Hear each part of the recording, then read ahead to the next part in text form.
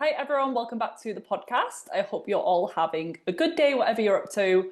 Today I am joined by Claire Doherty to discuss subjects including medical intuition, somatic therapy, and psychedelics, and how they could potentially help you to heal.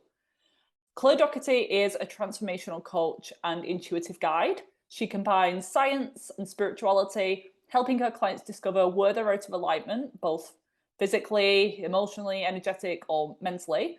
And she is passionate about supporting her clients to unlock the full potential and truly shine by guiding them to reconnect with their bodies, tap into their innate power, and heal. That is a big focus and emphasis that she places on this podcast, how we are so disconnected from our intuition. So many of us go from practitioner to practitioner, protocol to protocol, without really checking in and listening to our own bodies, which often has a lot of wisdom and answers because our body knows best. We know our body better than anyone else, even the best health professionals in the world. And I'm always telling my clients to listen to what they're craving. But there's a little caveat with that because, as I share in the episode, if you have severe gut dysbiosis or parasites, or you're sleep deprived, you're probably going to be craving a lot of quick sugar and cookies and biscuits, and that might not be a true intuitive message from your body. So in the episode, we discuss how to tell the difference between your intuition versus ego or anxiety, the different archetypal patterns, which are behaviours that can manifest as symptoms and illnesses and life challenges. And we give a few examples for digestive stuff, hormonal and fertility stuff, and skin related issues. If you're dealing with something like acne and eczema, how this can be related to you having physical barrier issues, emotional barrier issues, and not wanting to be seen and not having your true self be shown, which is very interesting, and how having leaky boundaries can lead to leaky gut. So many pearls of wisdom like that throughout the episode. She shows how to strengthen our intuition, which I found really interesting because I would love to be, and I'm trying to be more intuitive, and it's definitely a process, but all of us are intuitive. We can sometimes just need to work a little bit harder, or some people it's a little bit easier for them. We discuss common blocks and behavioral issues that people have and how they can lead to bad behavioral patterns, whether that's over-exercising or being really lazy when it comes to the gym or not being able to stop smoking. We discuss the difference between co-creating with our reality and manifestation. I thought they were the same thing, but it turns out that they're not. Claire discusses alternate states of consciousness and how things like psychedelics can help with healing. She shows a little bit about her experience as well, and how somatic therapy differs from conventional talk therapy.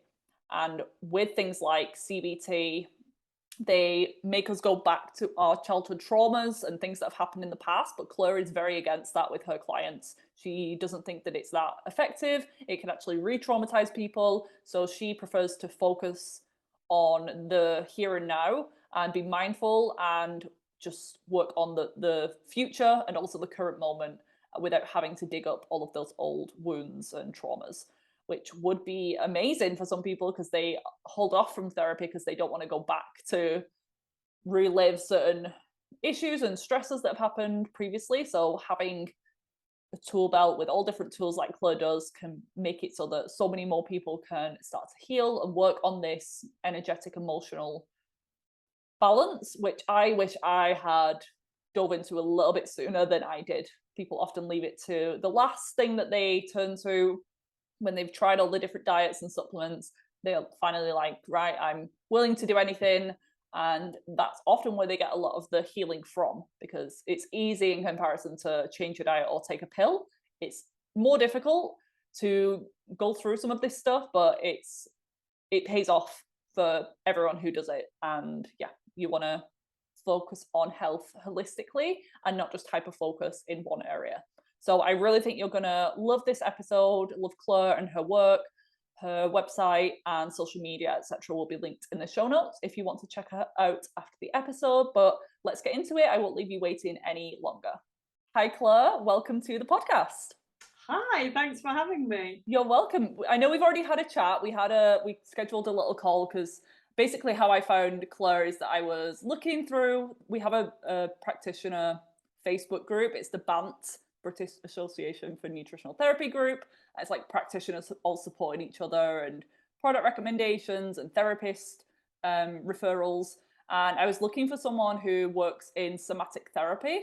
And I just kept seeing Claire's name popping up over and over again. So I was like, who is this woman? Like, I need to chat with her. I need to find out a little bit more because I've got pretty much every client who needs to do some sort of energy, emotional, spiritual work. So it would be good to have someone in the UK to refer to. But I was chatting with you on the call and I realized that you're a nutritionist as well. But I would love for you to, even for my benefit, go back through your career history and how you got to where you are today as a transformational coach and intuitive guide.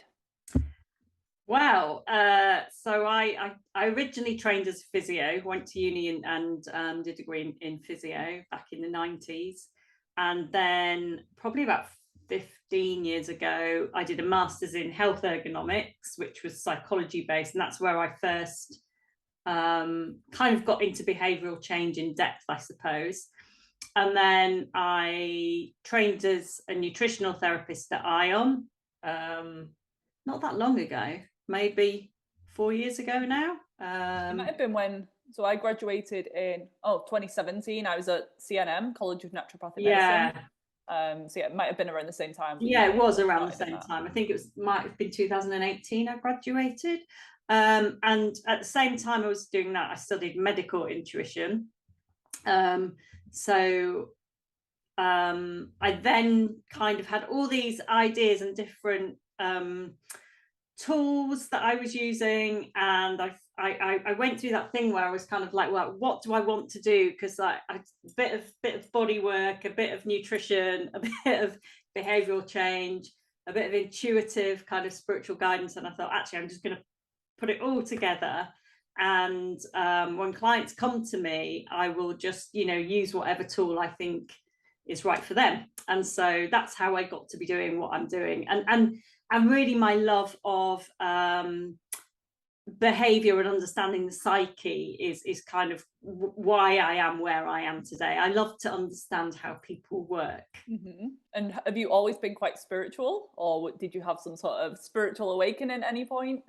Both, really. So when I was younger, I definitely was, and then I kind of, typical story. I suppose it fell off the wayside a little bit. My, physio is very evidence-based and very empirical. So, there's lots of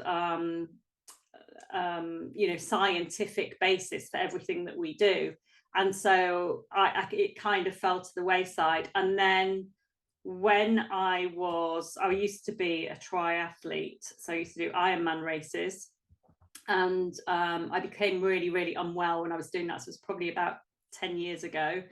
And that's when I decided, actually, I'm probably going to study nutritional therapy. And my life just drastically changed. And I would say it wasn't until I kind of addressed my patterns and I fell back onto what I had learned a long time ago that everything started to drastically improve for me. So I went through this probably about a 3-year period of what I'd call a dark night of the soul, where everything was really falling apart, just so that I could put it back together in a different way that was more supportive for me. So, and are you happy to share some of your patterns that you had that caused some of these behaviors, or just some of the common roadblocks that people have that lead to things like binge eating, over or under exercising, not being able to stop smoking? So I was definitely an over exerciser. I've definitely got a predisposition towards addictions, and I was an over exerciser. And I love that's genetic, or do you feel like that's like kind of programming from parents, seeing parents in certain so addictions typically come from a place of not wanting to feel your feelings and low self-esteem, and so we mask that by engaging in something that gives us a dopamine hit.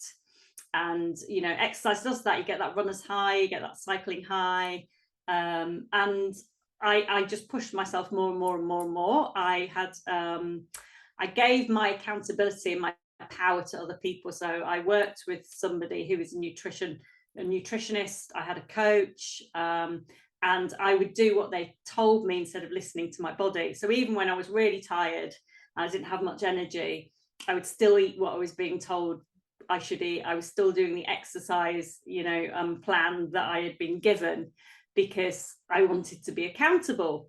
And so I had this pattern of rigid thinking. I had this pattern of addiction. I had this pattern as well of wanting to be kind of like the golden girl and the teacher's pet, and get top marks for kind of ticking the box and doing everything that was given to me.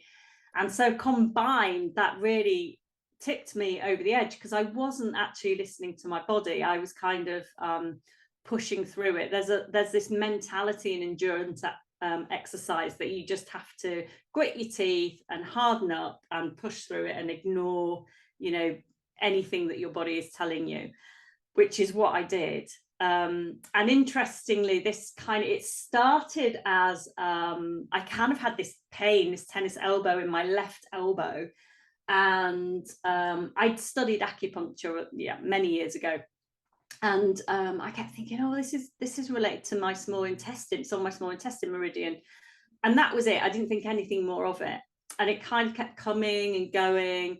And then I developed these digestive issues, and I didn't sort of link them together.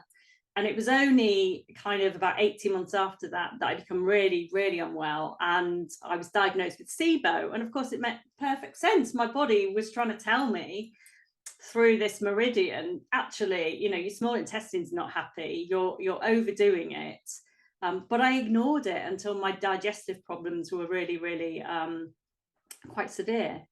And intestinal issues such as dysbiosis and SIBO are often related to having poor boundaries and giving our power away, not trusting ourselves. And all of these things were happening to me because I used to be a people pleaser. So I used to sort of be that person that would do everything for everyone else at my expense, because I thought that actually that's what would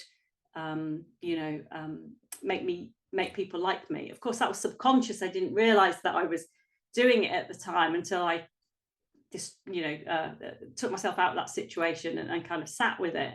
And so I had all these patterns to unpick, and all the time my body had been trying to tell me, but I hadn't been listening to it. It's usually how it goes. And for me, SIBO was one of the first things I was diagnosed with or heard about, and I was like, oh, this is the answer. All I need to do is like kill all these bugs that are taking over my body, and very like victim mentality. Why me? And then I focused on that for so long, and it, like for a lot of people, improves, then comes back. It has such a high relapse rate. Yeah. And for me, I did a lot of the physical stuff. I really restricted my diet, went on these low FODMAP, SCD, specific carbohydrate diets, and pretty much like carnivore at one point. It was just crazy. And I was like, why does this keep coming back? And then when you look a little bit deeper and work on underlying stress, you can get over it, but kind of indirectly. You don't focus on the problem, you just focus on this holistic health. And I'd love to know, because you are aware of the nutrition side of things, and if someone's eating highly inflammatory foods, like really highly processed, sugar-laden foods, then that's a risk factor for SIBO. So how much with your clients is physical versus emotional, energetic? I would say, so I'm somebody that when I see somebody saying, this is the answer to your, you just need this one thing, that is a big red flag to me, because I don't think that there is one thing, and I think it depends on the person. So somebody can have the best diet in the world, but they're not in alignment in behaviourally and emotionally, and so that's what they need support with. And then you can have other people that have got the worst diet in the world, but they're in alignment, emotionally. So it's a difficult question to ask, and I think it depends on the individual. Often there's an element of both, because what happens within us is happening outside of us, and each is a mirror of each other. So if you're not nourishing yourself and honoring yourself, with foods that are supportive for you and for your body, then you're probably doing other things in your life that, you know, are violating your own boundaries and aren't honouring you either. And so you probably need to tweak both, if I'm honest. And with your clients as well, you said earlier it's really important to tune inwards and listen to your intuition. How do you manage that with your clients, though, in terms of you giving nutrition advice, but then also telling them to like listen to themselves? You just have to give a basic overview, and then they take it off and try and implement what feels right for them. I don't. So most of my clients aren't nutrition clients anymore, but when I do get nutrition clients, I very much work in a partnership with people. So I suggest things that would be supportive based on evidence or based on things that have helped other clients of mine. And then I listen to what the client likes or doesn't like, or what they feel that they could implement. So again, it depends. Some people really want structure. They want to be told, just tell me what to eat and I'll, you know, tell me how to change and I'll go and do that. And other people want a little bit more flexibility with that and want to find their own way through. So again, I kind of have this approach that's very individual, depending on the person that I'm working with. Yeah, that's really good. And what about the client themselves? How do they know the difference between a truly intuitive message versus self-sabotage and anxiety? Saying maybe a big one is with intuitive eating. I hear online people just say intuitively eat, but I always think if you've got raging candida overgrowth, or your blood sugar's like all over the place, you're just going to want sugar all day long. So I think intuitive eating is a really confusing term. So your intuition is always neutral. It doesn't feel frightening. There's no fear with it. It's just very, very neutral. So it will just land in you. And it's normally the first thing that you get before you take it to your head and overanalyze it and then change your mind. And so that's how I would direct my clients. I think when people talk about intuitive eating, they sometimes assume what you've just said, which is listening to your cravings. So that's very, very different. And also we've got different types of intuition. You've got a local intuition, which is the intuition that you learn from all the knowledge that you absorb and take in over the years. So if somebody is well versed on, you know, different types of gut bacteria or dysbiosis and how that drives their cravings, they're probably more likely to realize that actually they're craving sugar because that's part of what's going on for them, rather than that's because what their body needs. I mean, some people will argue that actually those bacteria or that yeast need sugar, and so when you eat that, you are actually feeding that bacteria. So that is still part of your intuition, although it's probably not supporting you overall. And so, you know, your local intuition, we've all got intuition anyway, but local intuition is that intuition that you develop over time. You know, you can naturally draw on it. When a client comes to you, you often kind of know, oh, they've got, you know, that I'm 99% sure they've got SIBO, or I'm 99% sure they've got, you know, X or Y going on. That's your local intuition that you're drawing on. And then we normally hold that up against, you know, certain structures, maps or models to try and prove or disprove our theory. And then we've got local, non-local intuition, which is when we kind of connect in with something outside of ourselves. So Jung would call that the collective unconscious, or some people call this the transpersonal realms, where actually getting advice and guidance from something that doesn't actually exist within us, and that will be advice or guidance that we haven't actually learned. So if you know, I'm with a client and I'm connecting with them energetically, and I'm getting information about a certain energy center, or, you know, chakra in their body, if you want to call them chakras, I don't know that because I haven't learned that about that person. They're just sitting in front of me. And so that's information that I'm receiving from outside of myself. So I think that there's different ways of accessing that intuition depending on which intuition that you're using. And I think that term intuitive eating is misperceived quite a lot. And if there were ways, if there's, you give like a health professional example, and I can totally relate to getting a client on a call and just with what they're saying and the health history, I keep getting these messages through and I'd make a note of them, and then maybe we'll do lab testing to confirm, or quiz a little bit deeper. But what about just the average person? Let's say they're struggling with a health issue at the moment and they're trying to tap more into the intuition. But because, like, for so many of us, we get skewed, we get so many different conflicting advice from doctors and then naturopaths or the media, they just don't know what to believe. So are there any practices or tools someone could use to start like tapping back into the intuition again? So basically I normally guide people to start a daily practice where they're just sitting quietly and they just ask, you know, what does my body want to share with me today? And you can do a body scan. So you just start at your feet and you move up your body and you just see what's landing in you. And for a lot of people, there are sensations, and a lot of people that have got health issues that have been getting advice from different places, there can often be a level of anxiety. And even that anxiety is a messenger. It's telling us that, you know, we might feel helpless or we might be afraid of what's going on. And I also say to people that there's nothing wrong with getting help, because even though we all have intuitive hits and guidance, a lot of the time it doesn't mean that we can sort ourselves out without having any support. And so it's really important that people realize that when we're talking about listening to our bodies and being guided by our bodies, we're not necessarily meaning that you don't need to go and seek help or advice from a professional like yourself. And I think that's really, really important. Mm-hmm. Yeah, people, like, that could be a thing as well that stem from childhood or traumas in their history. They feel like they have to do it all themselves, like control freak type tendencies, which I can relate to. Yes, I'll figure it out. It'll be cheaper if I just like research all day and create my own protocol. But after years of failed experience, that it just doesn't work out that way.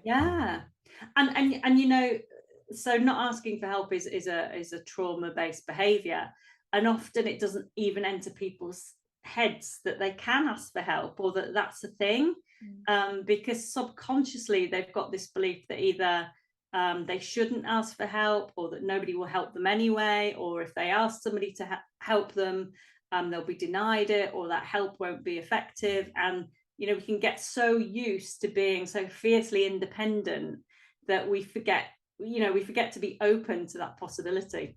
And that just signing up with someone can start the heal, like can give them a kick and they actually start to feel better, just letting that pressure off. I've had so many times people just like finally make an investment and sign up to one of my packages, and they're like, I already feel less anxious, like my digestion's better. And it's just that energy exchange a lot, and investing in yourself and showing that you're worth it and you deserve to heal. Did you see that as a common problem, like people saying that they want to heal, but it's actually truly that limiting belief they don't want to get better?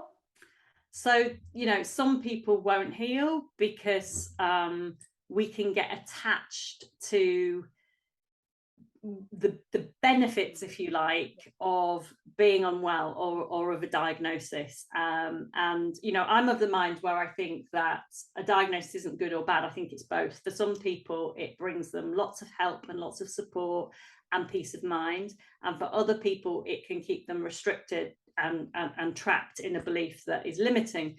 But when we get so used to being unwell, we can develop these kind of unconscious patterns of behavior which we use to manipulate other people. Now, we're not aware we're doing this, but you know, we can get so used to people helping us or doing things for us or giving us attention that actually the thought of getting better and no longer having that can actually be quite frightening for people, particularly because the more dependent we become on people, we can start to feel helpless, and so that can be really frightening for people. And it's not, you know, I'm not saying that's good or bad, it's just a thing that can happen.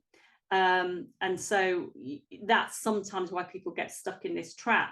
But also people sometimes aren't ready to actually invest in making the changes that they need to actually move out of one behavior that's not supporting their health into another, because it does take effort, and it does mean that things change. You know, when we change our behavior, often our relationships change and our interactions change.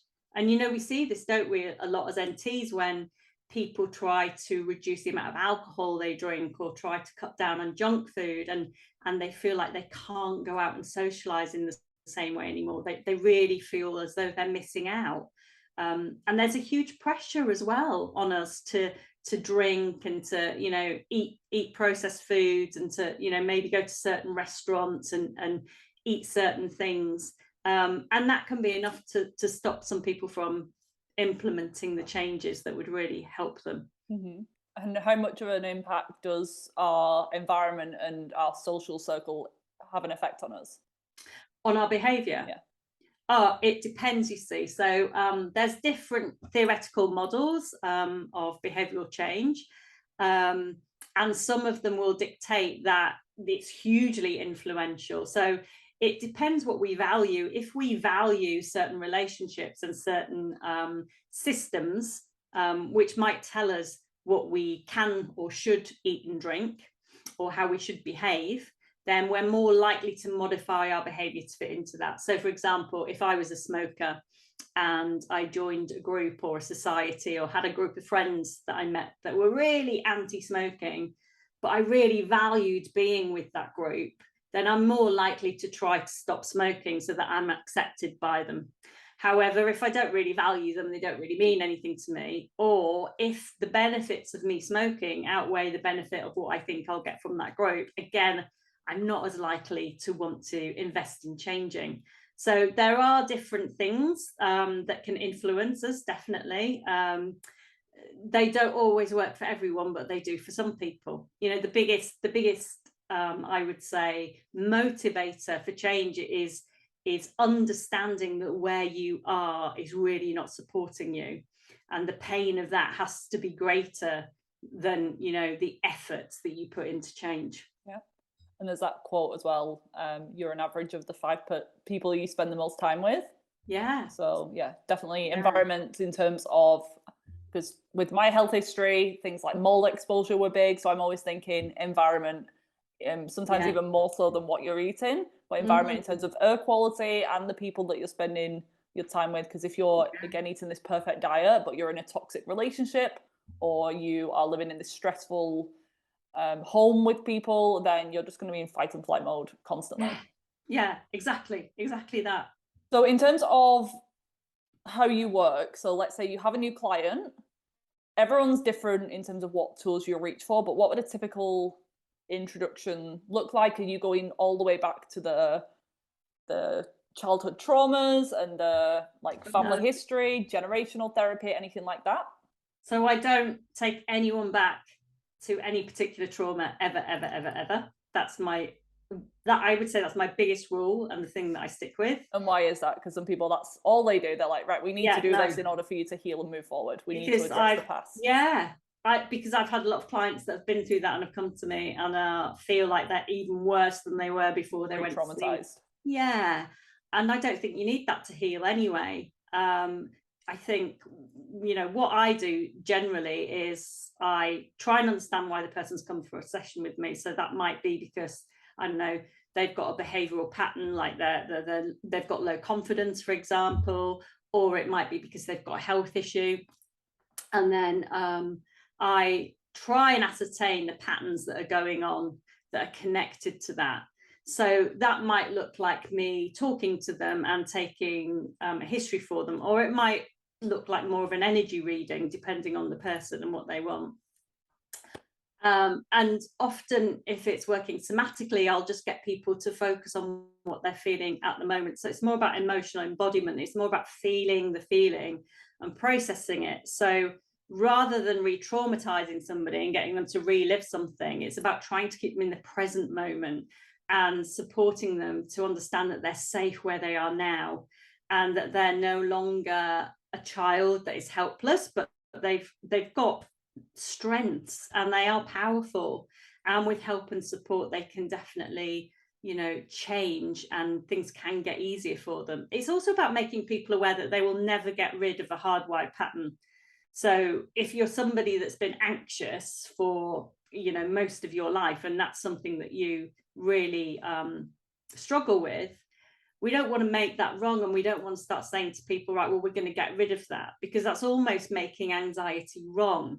And as soon as we make something wrong, we don't want to own it. And if we don't own something, we can't heal from it because we're not accepting it. That's a really good point.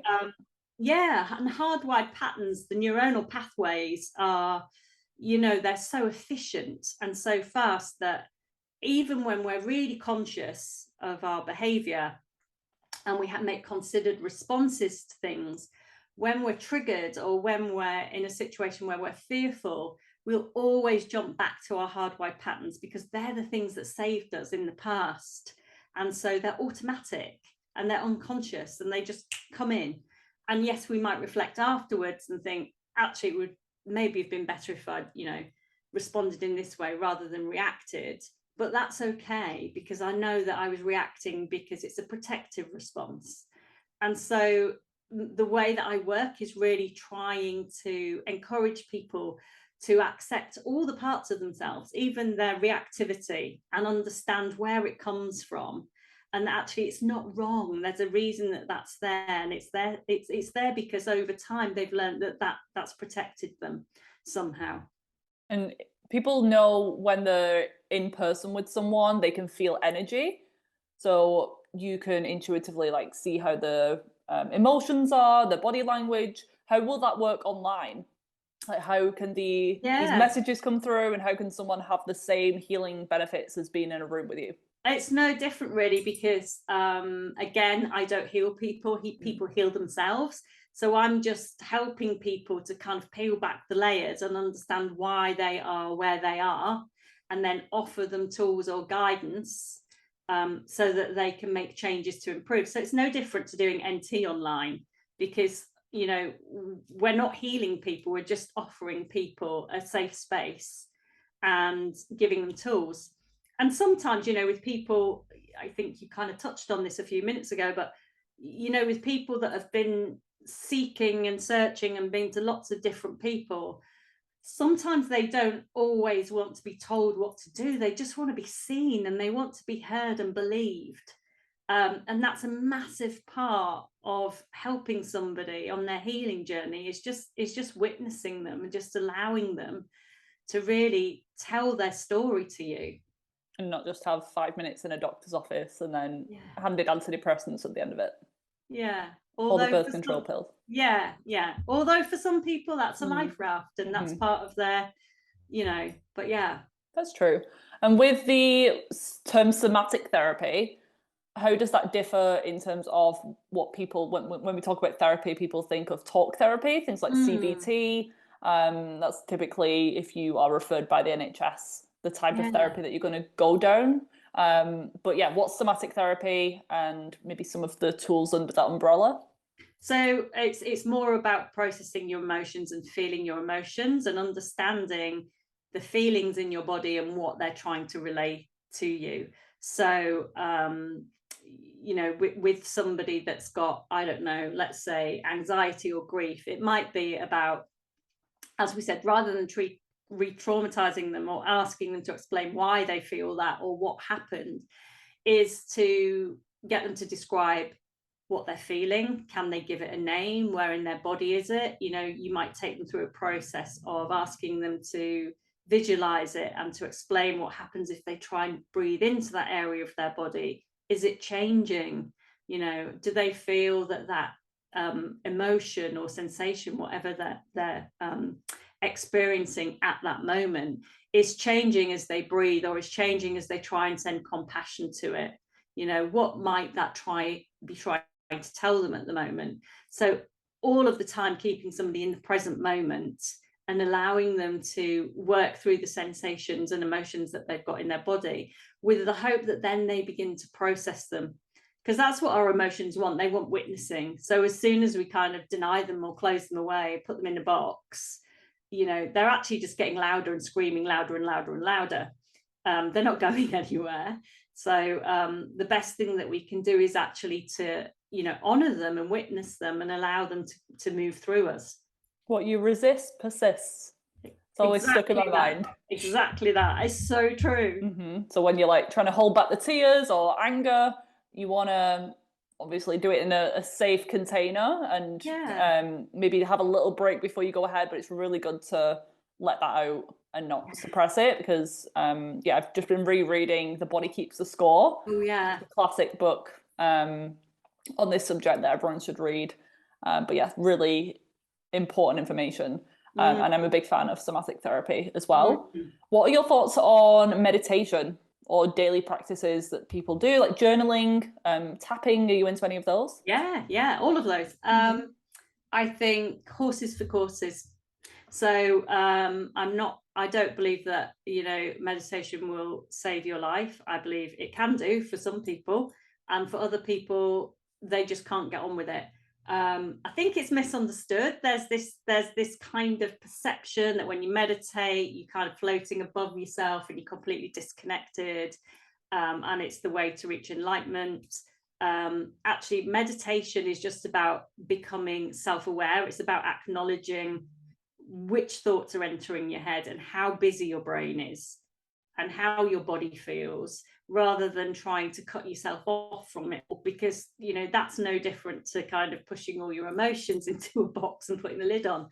I think daily practice is great, but I'm a great believer in, what do I feel like doing today? Do I feel like writing today? Do I feel like doing some breath work today? Do I feel like meditating today, or just doing some mindfulness practice? I don't see anything wrong with that. They're all different ways of inviting in stillness or quiet and connecting with your body, and that's what I would say we need more of, is connection with our bodies. And that could be considered intuitive, just on not having this rigid schedule, like every morning I need to meditate for an hour. Yeah. So it's a more flowy way of doing it, where you listen to what your body's telling you and have maybe a handful of things that work well, and set your day up in a good way, and then just choose in depending on how well you've slept, or what time of month it is, or what you feel drawn to that day. Yeah, definitely. I asked you before the call if there were any subjects that you want to cover, and you wrote a few things, so I want to touch on those now. So I want to learn a little bit more too. So you said, where's it gone? How we co-create our reality. And I was just interested, is this kind of a similar line to manifestation? Yes, similar, but again, I feel like that's a little bit misunderstood. So, manifestation is not about kind of having a wish or a dream or a vision board, although they can be part of it. Manifestation is how we bring our ideas into reality by feeling inspired, and then putting those inspirations into creative form and then birthing them out into the world. So, having a vision board is great, but unless you take the steps that you need to actually manifest whatever it is on your vision board, it's highly unlikely that it's going to happen. And so co-creation, yes, is similar to that. So we co-create through our patterns that we're in. So you gave a perfect example at the beginning when you were talking about your healing journey, and you spoke about SIBO and feeling victimized. So if we're in that pattern of victimization, we will look at the world through the lens of the victim, because that's the pattern we're in, and we will see that life is happening at us and to us, and we will often feel as though things are unfair, and that we've got no control or little control over things, no matter what we do. But if we are looking through the same events, but we've got the survivor archetype, the survivor pattern, we're looking at it through a different lens. And so we're more likely to see things as challenges that we can grow from and we can overcome. So in that way, the pattern that we're in dictates how we perceive things are going on in the world, and our perception then influences our patterns and behaviours and our thoughts and beliefs even more. I just want to add quickly to that I feel like the victim archetype gets a really bad rap. We all feel victimized at times, and actually we need that. It's a protective pattern, because the victim alerts us to danger and helps to keep us safe. If we didn't have that, then we would all go through life taking ridiculous risks and not having any form of security filter. It's only when we get stuck in a pattern, and it affects us in a way that's not supportive and we can't move out of it, that it doesn't benefit us. So if we were stuck in that pattern of feeling victimized for years and years and years and years and years, again, we are unlikely to heal, because often the victim has an external locus of control and is looking for somebody else to kind of give them the answers or to make things okay, rather than having that internal locus of control and kind of realizing, oh, well, actually, maybe I'm unwell because I'm living in a house that's moldy, and maybe I'm well because actually I'm putting chemicals into my body. And so our patterns definitely, I think, help us to co-create our reality. So no pattern is good or bad? No pattern is good or bad. And what are how many are there? So these are archetypal patterns? Infinite numbers. What are the most, can you list like 5? You mentioned a few of them as we go on, but can you list like 5 of them, most common? So we've got survival archetypes that help us to manage our safety and our value when we're children, and they're the child archetype, the victim archetype, the saboteur archetype, and also the prostitute archetype. So these archetypes manage our resources according to some teachers. And then there's infinite numbers. So the ones that I see really clearly are things like the people pleaser and the rescuer, the healer, the codependent. There's absolutely hundreds. The mother's an archetype. The NT is an archetype. So the way to figure out what your archetype is to look at your patterns.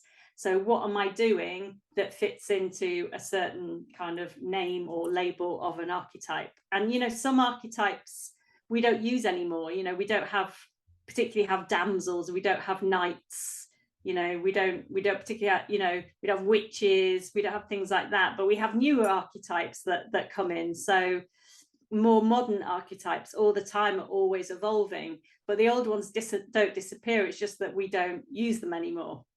Makes sense. And you mentioned SIBO. I can't remember, what was the energetic connection with that?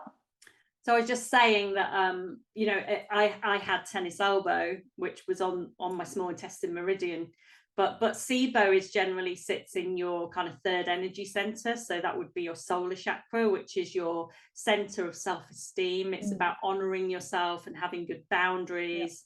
It's about I, your sense of self, and also where your power center is. So if we violate our boundaries, if we people please a lot, if we've got low confidence, low self-esteem, it will often show up.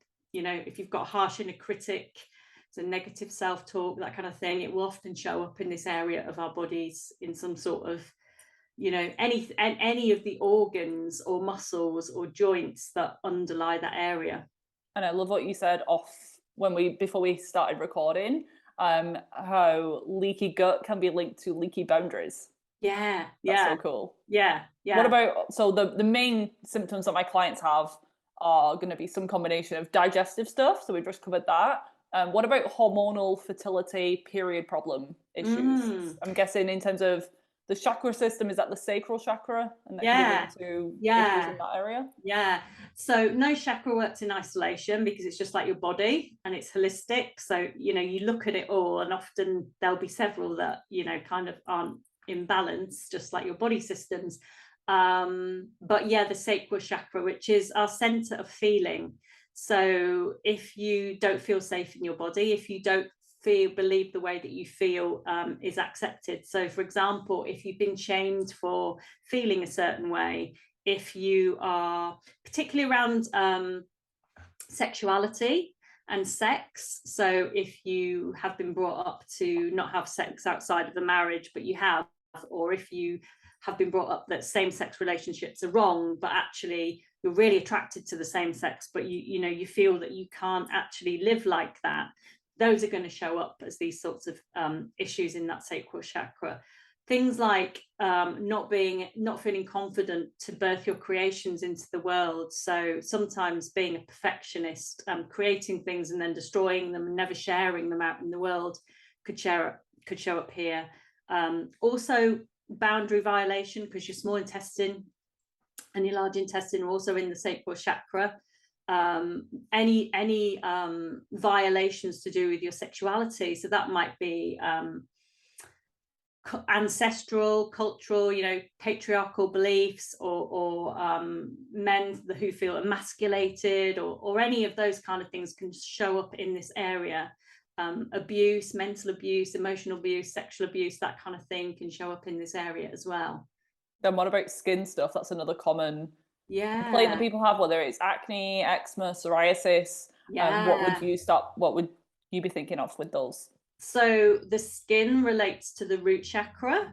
And so I would be thinking, well, the root chakra is about, your right to be here, and your connection to other people. So the tribe, so all is one, everyone is equal.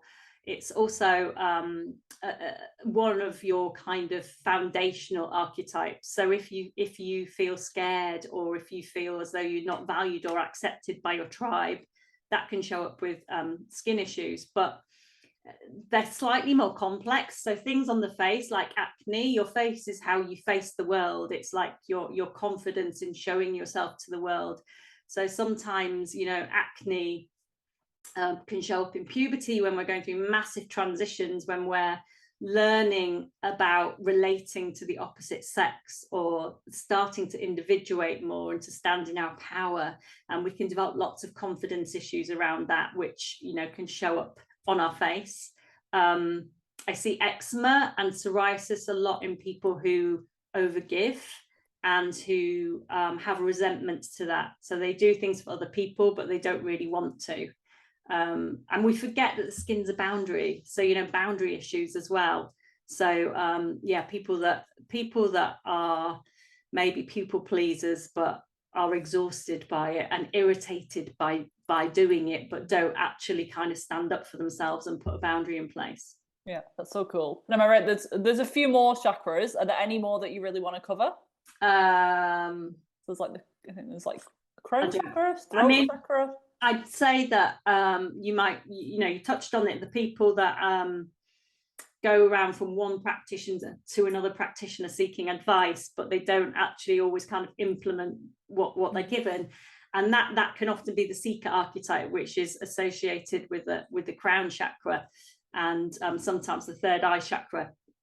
And that's about, wanting to seek for information and seek for the truth. But what happens is if we're ungrounded, we don't actually embody that truth, and we don't actually make practical use of it. So we keep flitting from one person to the other person for advice. And so these people often would benefit from being grounded and from coming into their body and listening to their body, and having the confidence to trust themselves and to try one of the things that they've been offered. I just know people are going to be listening along now. They're like, yep, that's me. We've just called them out.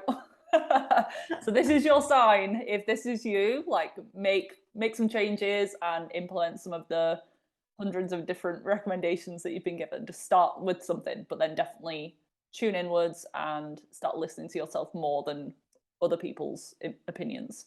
Yeah. Another thing on the list of subject suggestions that you had was accessing alternate states of consciousness, including the use of psychedelics. I interviewed Alex Manos, who I know you've spoken to as well. This was a few years ago now, maybe last year.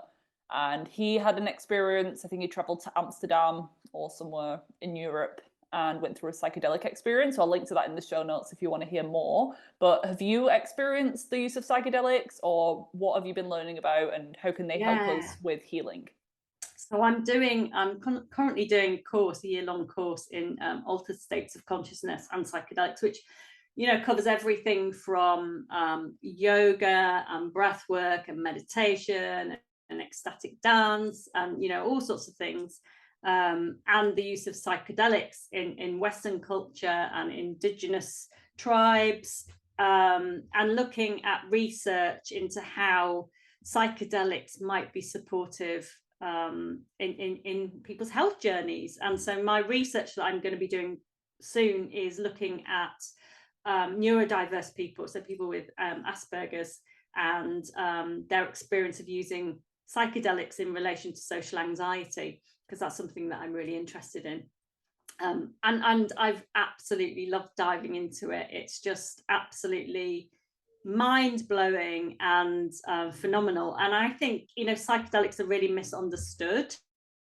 I think with anything, there's risks. There's risks to meditation. You know, if you spend a long time meditating and you become very ungrounded, you can have a spiritual emergency, which is basically can be confused for psychosis, can be confused for mental health issues, but they're treated slightly differently. And so a spiritual emergency can be treated with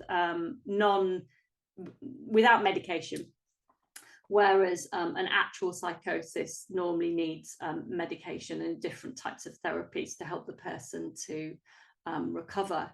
And I think that, you know, we can't say that there's absolutely no risk to psychedelics, because of course there's got to be a risk, because there's a risk with everything that we do. But they were definitely interpreted and probably abused somewhat back in the 60s, which is why they got prohibited. But, you know, there's lots of research going on now all over the world. And we know that people have amazing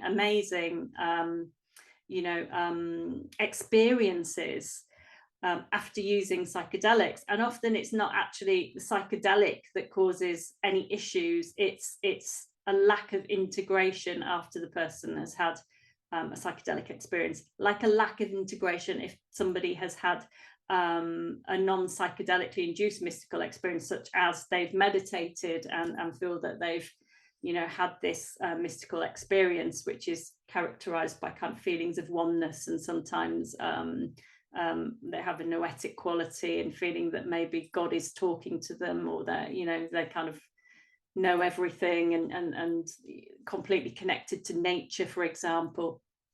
And it's all about how we integrate experiences after. That really has that profound effect on whether somebody is going to be able to have a beneficial effect from the psychedelics. And they've also contributed to our understanding of the psyche and of consciousness in huge ways, which we would never have understood had we not had you know, this experience with psychedelics years and years ago. And that is re-emerging, and it's why some of the you know, indigenous cultures and tribes have a completely different approach to healing and attitude towards consciousness and towards spirituality, because they've grown up using medicinal plants, and they've grown up experiencing the transpersonal, which is where we do encounter states outside of ourselves that are I suppose not everyday encounters. So it would include things like alien experiences, or, you know, meeting something greater than ourselves, connecting with nature, so nature relatedness, communing with plants, that kind of thing, feeling that the actual plant medicine is talking to them, guiding them, and giving them messages. And this is all normal to you know, some tribes in some parts of the world, whereas in the West, you know, we're not very open to this kind of idea. We're not even kind of open to really expanding our consciousness, or being open to the fact that consciousness exists outside of ourselves. You know, we're still in this debate about what consciousness is. We're very stuck in our ways. Yeah. And it's honestly like fascinating to me. I would love to at some point try some psychedelics and experience that, but I think you need to feel like ready. I still feel a little bit apprehensive, and I've been told, like, if it's not 100% yes, then just hold off. Is it something that you've experienced before? Yeah. Are you okay sharing your experience? Yeah, so go into as much detail as you'd like. So I have had a few experiences, yeah, with ayahuasca and with mushrooms, particularly. So those are the two main types of psychedelics that I've experienced.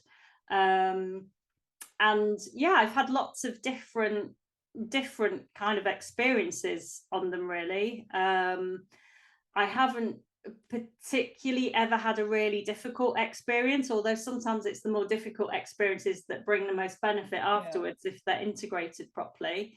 But I would say that, you know, they've ranged from me just laughing a lot and feeling very open and loving and wanting to connect with people, to me having lots of visuals that afterwards have unfolded in events in my life. So, you know, people that have used psychedelics, there's a correlation between that and certain things like precognitive experiences and certain psi kind of experiences like clairvoyance and clairaudience and telepathy and that kind of thing. So I mean, there's so much we don't know.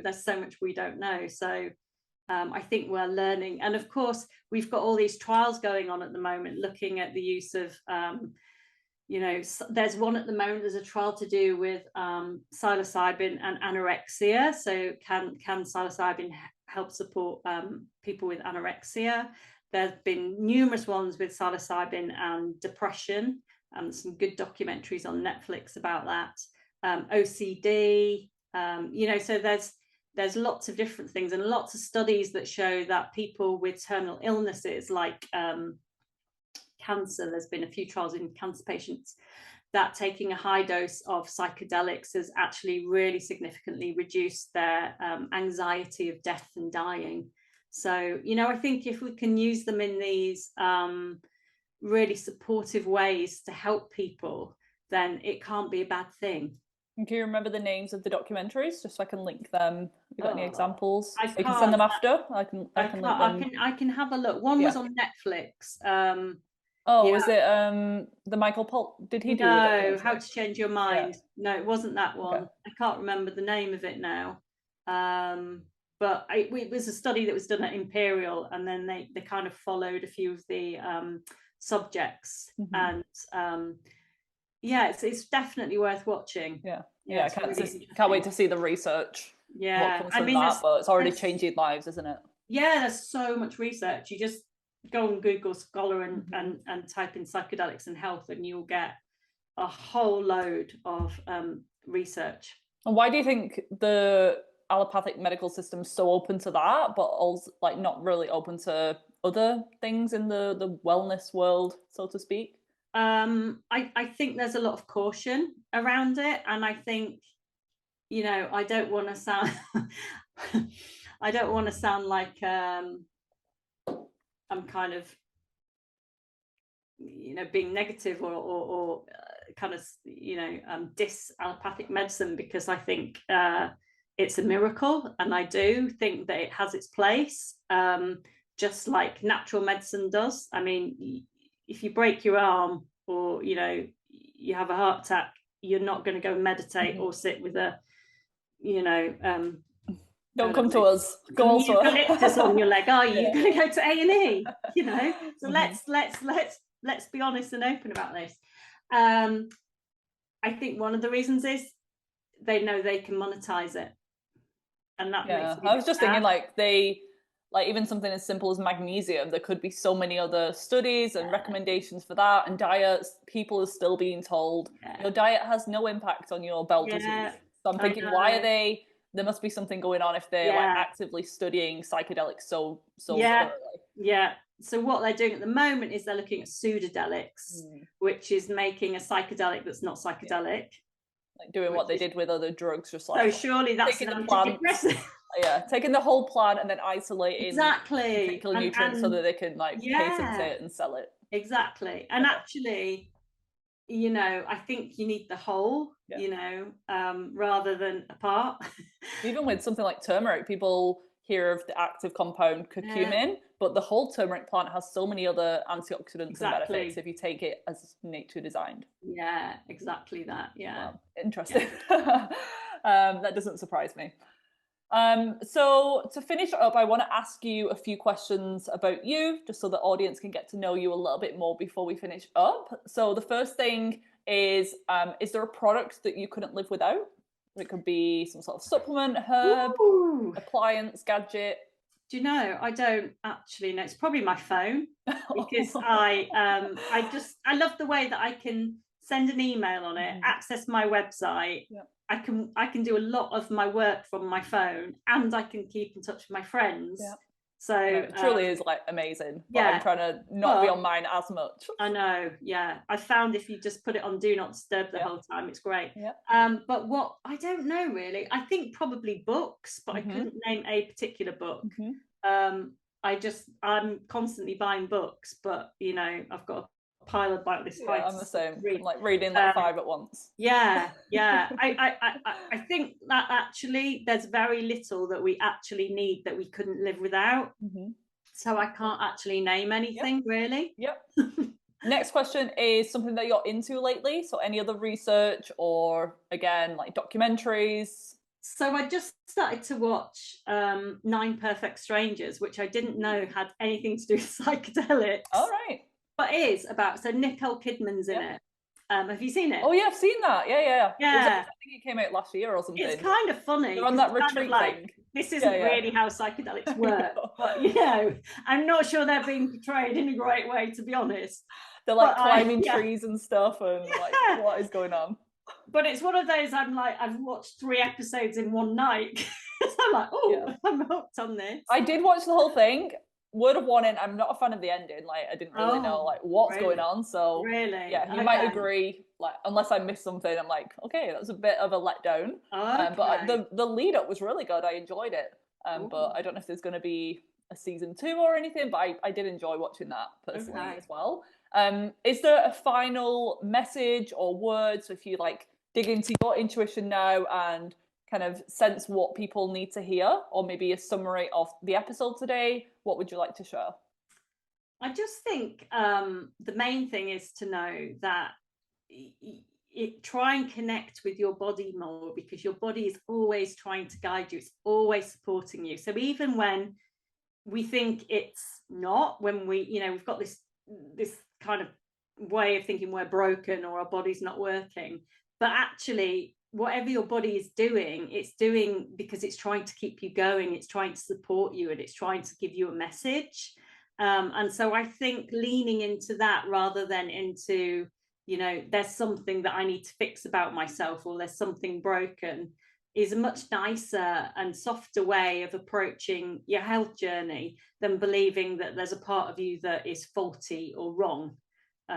So that would be the thing that I would say, and is to spend more time really listening to your emotions and the sensations you get in your body, and spending some time maybe writing around those and journaling around those and thinking, well, what could this be trying to tell me? Because until we start doing that and connecting and getting curious, we don't start to learn, because we're not taught it in school. We're taught to listen to everyone else. Exactly. And we have to raise our hand to go to the bathroom. Yeah. And ask for permission. Yeah, I really agree with that. And it's something that I wish I learned at the start of my healing journey, because I spent so much time on the physical, not enough on the energetic, emotional. So if anyone's listening, like, take our advice and start looking into some of this stuff, because it honestly can move the needle massively when it comes to healing. But I thought that was a perfect summary, a perfect way to finish up. Very last question though is, where can people find more from you online? Your services? Are you on social media? How can someone work with you if they're interested?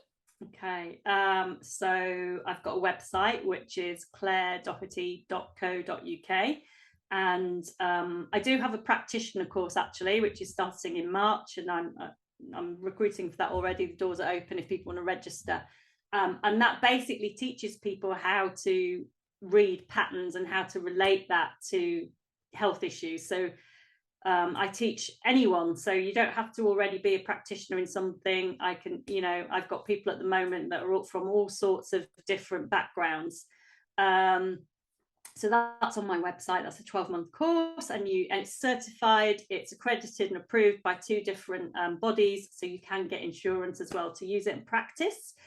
And I also do one-to-one coaching, which you can, you can work with me. I've got various packages there on my website.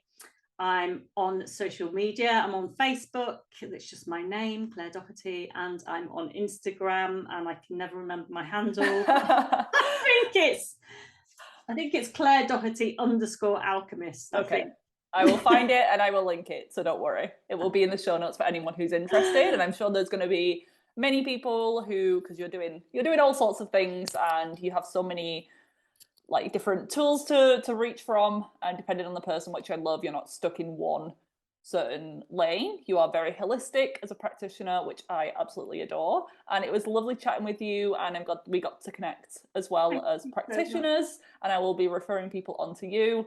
So yeah, thank you for joining us on the podcast today, and yeah, thank you for sharing your message. Thanks so much for having me. I really hope you enjoyed this episode. If you did, I would love for you to leave me a rating and review on your podcast app, as this helps to support the show and it allows it to reach more people with this valuable information. Come and say hi over on Instagram. I'm at Viva Natural Health. And if you haven't already, check out my website, vivanaturalhealth.co.uk, for tons more free resources and to discover how I could support you further. I currently offer one-on-one consultation packages if you want my top level support, then more affordable group programs and self-paced online courses. So there really is something for everyone. If you're ready to change and get some answers but aren't sure which option would be best, take that first step today and apply for a free enrollment call on my website, and we'll discuss the best steps for you to take in order to achieve hormonal harmony. Enjoy the rest of your day, and I'll see you back here next week for another episode.